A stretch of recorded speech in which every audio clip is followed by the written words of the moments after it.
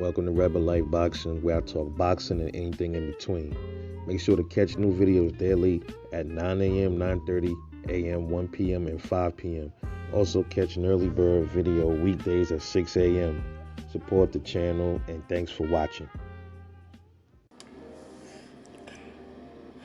These new crop of boxers, well, these youngins, that's in the same category as, Devin Haney.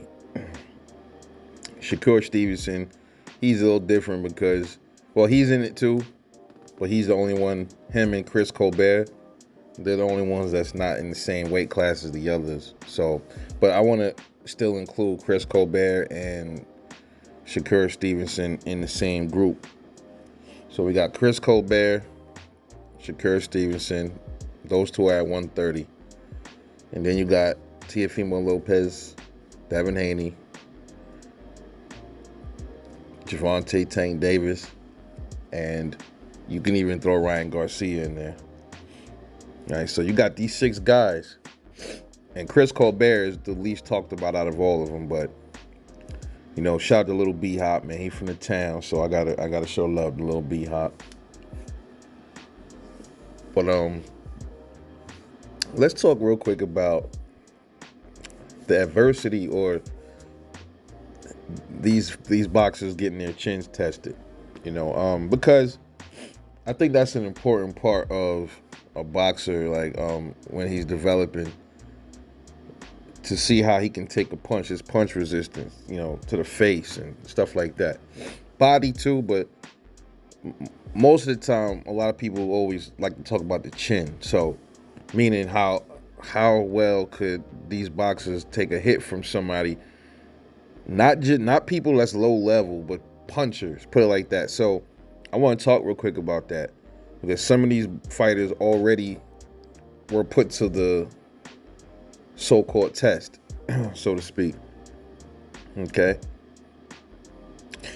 You know what? I'll even throw Jaron Ennis in there and Virgil Ortiz. Let's throw them in the mix.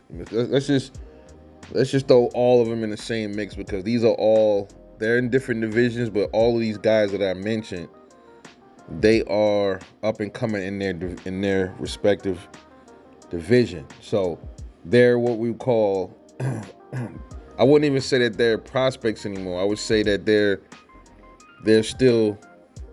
none of them are in their prime.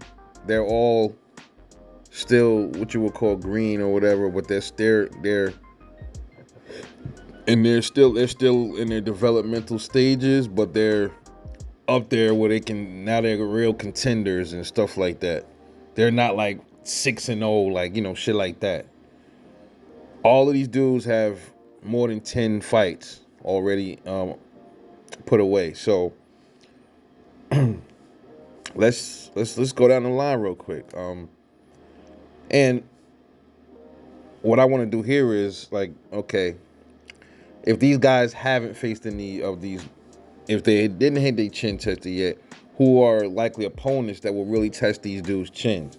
Okay, so let's start with Chris Colbert. 130 pounds. Dude is really explosive, fast.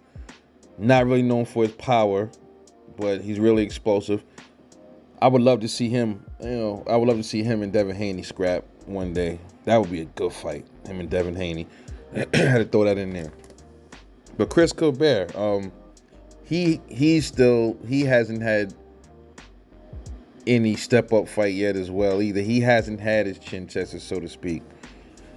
So, what's that, 130 pounds. So who's some people that will be good to test Chris Colbert's chin? Would it be, let's see, 130. Who we got there that's some good, decent punchers? We got Berchelt, right? Is that 130? Oscar Valdez. Could that be another good opponent to test these dudes, to test Chris Colbert's chin? Trying to think of anybody else. Those two in particular come to mind, man. I don't know, Rock'n'Moff maybe, but definitely Oscar Valdez and Miguel Berchelt. Despite Berchelt being knocked out, he's still a good puncher. That would be good to see. Good. That would be a nice fight for Chris. Those are step up fights for Chris Colbert to really get to see if he get cracked by one of these dudes, how well his chin will hold up. Lots of times, man, when a boxer gets hit, they're really good the first time. If he gets knocked down, bro, to me, that might be a suspect chin. That might be a sign of having a weak chin or susceptible to power punches to the chin by heavy hitters. That could be a case, and I'll get to that later on. But Chris Colbert, he has yet to have a step-up fight, and he hasn't had his chin tested. So let's move up to Shakur Stevenson now. He's also at 130. Him and Chris Colbert, by the way, have the same amount of fights. They are now at 15-0. Okay. Shakur Stevenson is also not known for power either. But I think that between Chris Colbert, Shakur Stevenson, and Devin Haney, I think Shakur Stevenson will probably be a heavier hitter than those other two. Absolutely, hands down. You can hear it in his punches versus Chris Colbert's punches versus Devin Haney's punches. Watch the videos of these dudes' fights, and you'll see what I'm talking about. He hasn't. Shakur Stevenson is being moved too slow, in my opinion. He hasn't had any real step-up fights yet, and I have to put that on Bob Arum, man.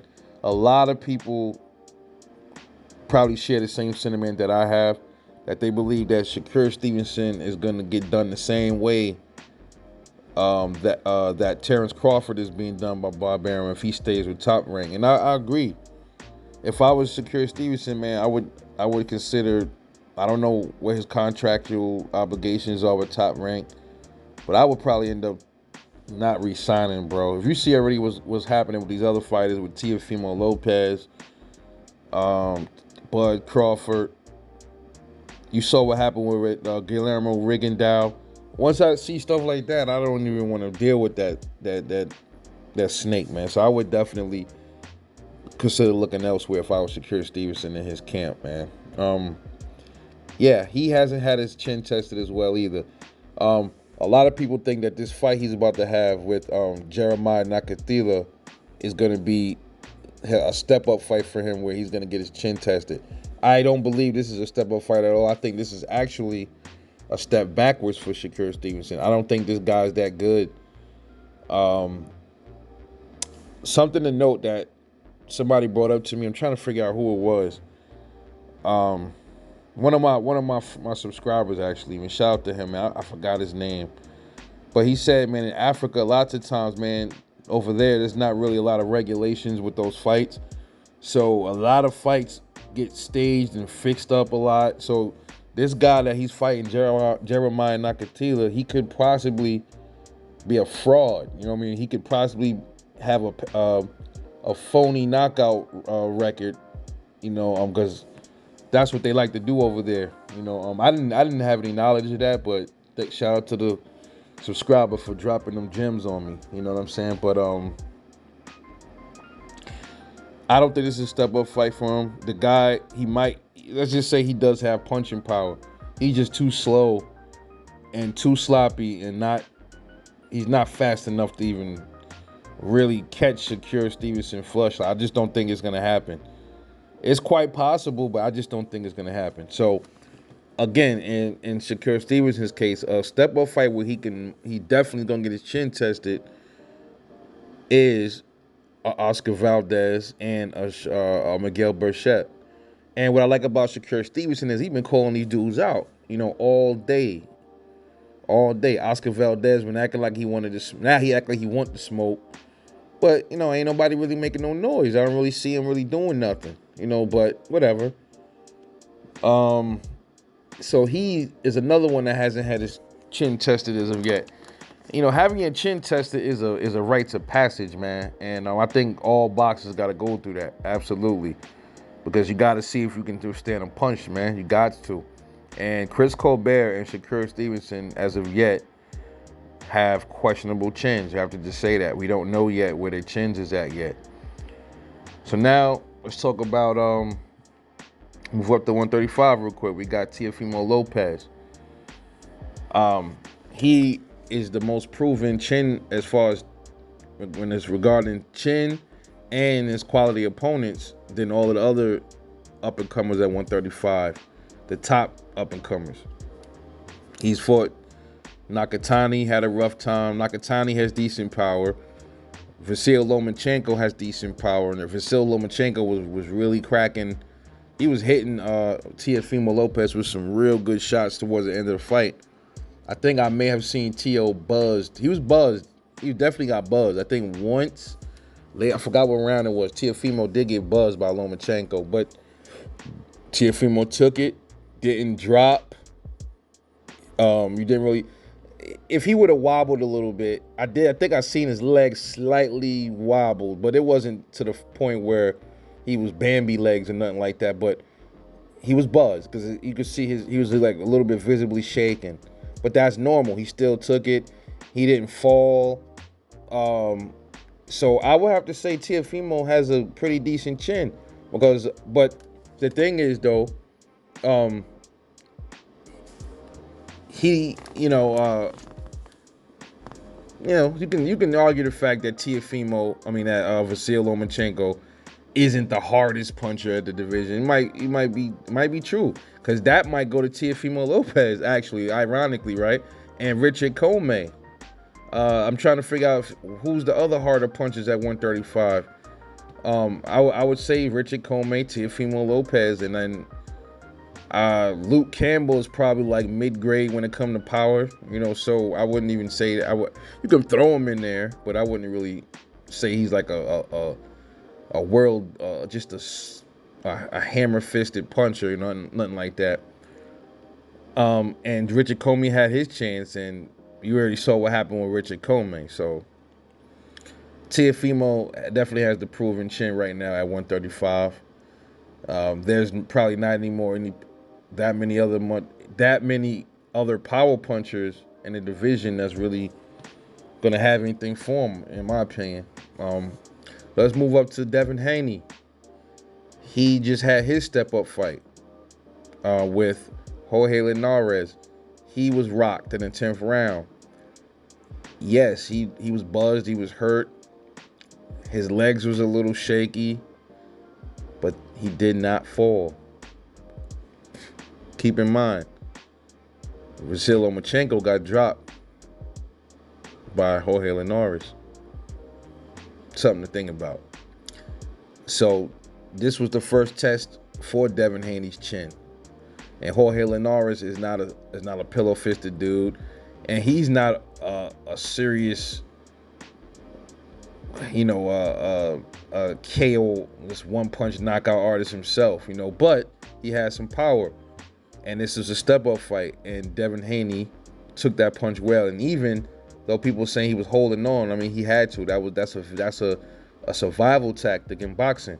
But nobody's talking about what he was doing within those rounds. He still was giving Jorge a run for his money. He still managed to land some good shots on Jorge Linares towards the end of the fight as well. So Devin Haney's chin, I would say it passed the eye level as far as with a medium grade puncher, put it like that. Even more of a step up fight would be Richard Commey, somebody like that, or Teofimo Lopez. Then we'll get to see how Devin Haney's chin really is. But yeah, it's been slightly tested, but not tested to the level of a Teofimo Lopez yet. But it has been tested.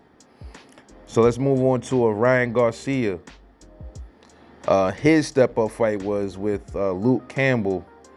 And Luke Campbell is not known to be some super powerful puncher as well, but he has a bit of snot behind his punch. Nothing like, I don't think, Jorge Linares, though. But Ryan Garcia's chin was tested in his step-up fight. And he got dropped. But he got back up. And stopped Luke Campbell.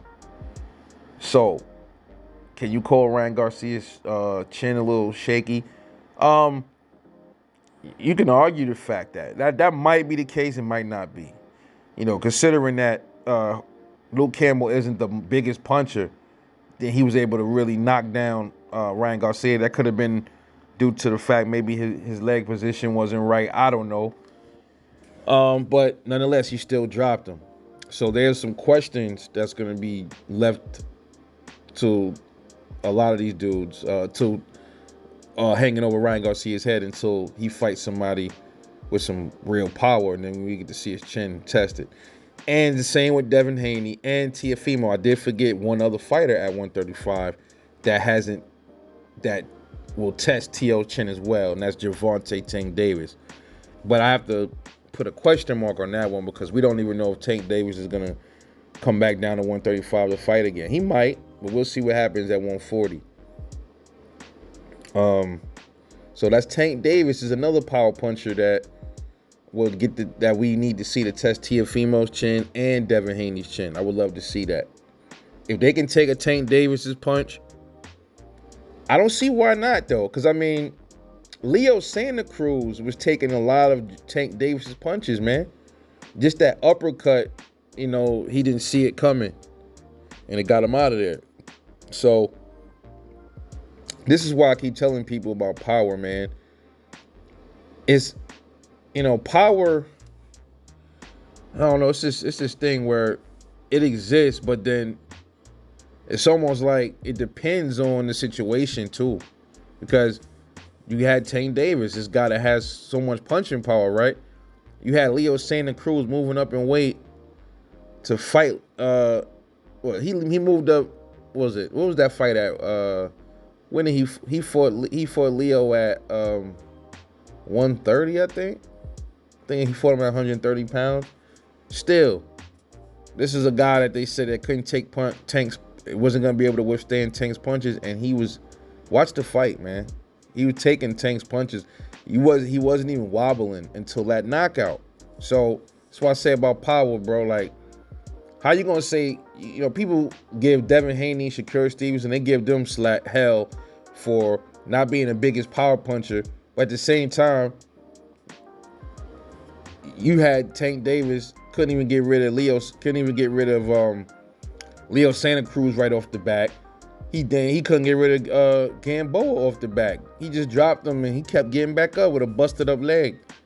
So I mean, come on, man. But he had Ryan Garcia's chin. It's been tested, but his quality of opponent that he has. They all three of these dudes, Devin Haney, Ryan Garcia, and Teofimo, have faced step-up fights. But out of those three, Ryan Garcia's step-up fight was of the lesser opponent. So his chin hasn't really been tested as much as I would say Devin Haney or Teofimo Lopez. So then we move to Gervonta Tank Davis, who's like in between weight classes. He got a strap down at 130. He probably end up letting that one go. I don't think he's ever gonna fight back down there again. He got I think the WBA World, the regular one, at 135.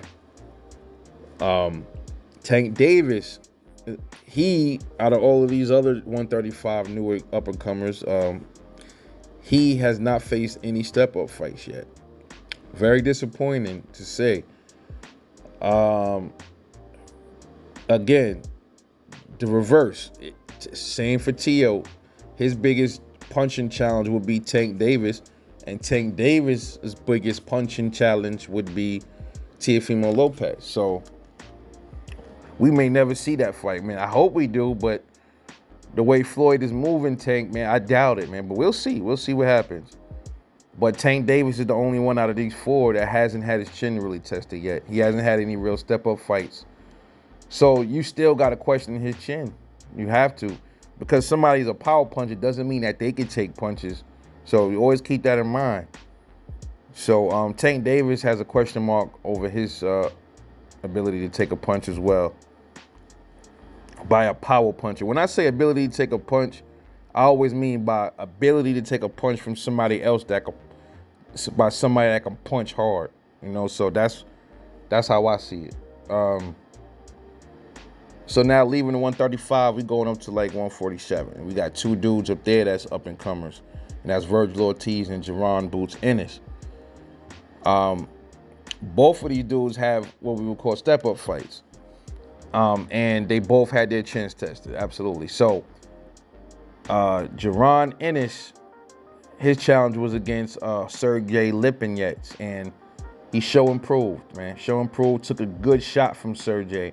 Kept coming, wasn't shaking, wasn't buzzed, and Sergey had some power. It didn't seem to affect Jaron Ennis like at all. So that's a good step up for him. So his chin, testing his chin was that test was good.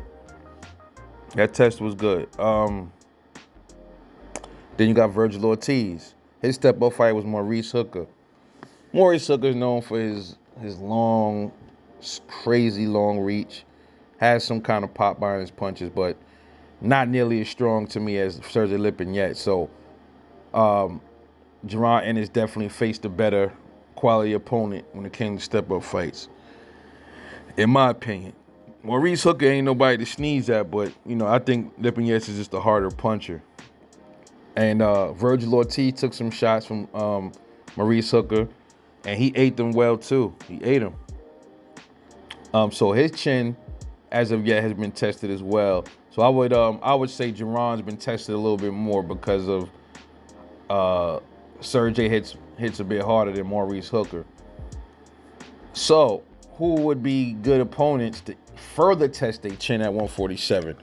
Got a couple of dudes that come to mind. Well, a few. For both of them, for Jaron Ennis and Vergil Ortiz. And these three dudes are power punchers that we will really get to see how well Jaron Ennis and Vergil Ortiz's chin is. And these three dudes would be Errol Spence, Terrence Crawford, and Danny Garcia. That's how I see it. Even though also, and Mean Machine as well.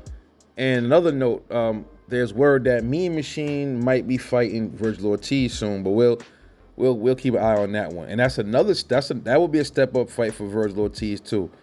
So Kavaliauskas is a power puncher. Errol Spence has power. He's a power puncher. Terrence Crawford's a power puncher, and so is Danny Garcia. So any of those four fights, we would definitely get to see to the fullest extent how good Boots' chin is and Vergil Ortiz, man. So hey, let me know what y'all think about this, man. About this list and who's some good people that really could test these dudes' chin, and we really get to see how they could take a punch, man. It's Rebel Life Boxing. I'm off this. Catch you guys later on the next one, man. Peace.